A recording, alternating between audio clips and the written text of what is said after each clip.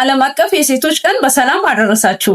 ዓለም አቀፍ የሴቶች ቀን በኢትዮጵያ ለ50ኛ ጊዜ በዓለም አቀፍ ደረጃ ከ114ኛ በላይ ጊዜ እየተከበረ ያለ በዓል ሲሆን የሴቶችን ቀን ማክበር አስፈላጊነቱ ለምንድነውና ታሪካዊ ዳራው እንዴት ጀመረ የሚለውን አጋራችኋለሁ። አብራችን ቆዩ።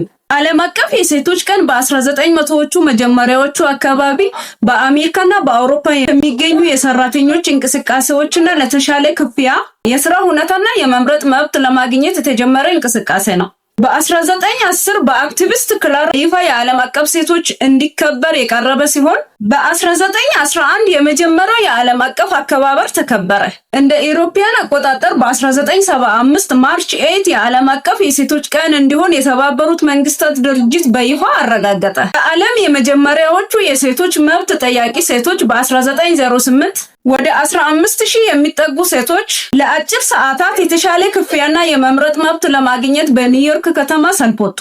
በ1909 የመጀመሪያው ብሔራዊ የሴቶች ቀን በየካቲት 28 በአሜሪካ የሶሻሊስት ፓርቲ ተዘጋጀ። በ1910 እንደ ጀርመናዊቷ አክቲቪስት ሐሳብ በሃንኮፕሃገን በተካሄደው ዓለም አቀፍ የሴቶች ኮንፈረንስ ላይ ከ1 ሚሊዮን በላይ ሴቶች በተሳተፉበት በኦስትሪያ፣ በዴንማርክ፣ በጀርመንና በስዊዘርላንድ ተከበረ። ማርች 8 የሴቶች ቀን እንዲሆን ዋናውን ሚና ደግሞ በተጨማሪ የተጫወተው በ1917 የሩሲያ ሴቶች በየካቲት ወር የመጨረሻው እሁድ ማርች 8 ቀን የዳቦና ለሰላም የሥራ ማቆም አድማ ጀመሩ።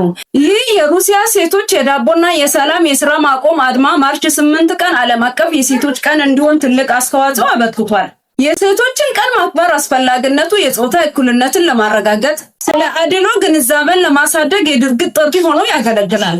መልካም የሴቶች ቀን ይሁንላችሁ።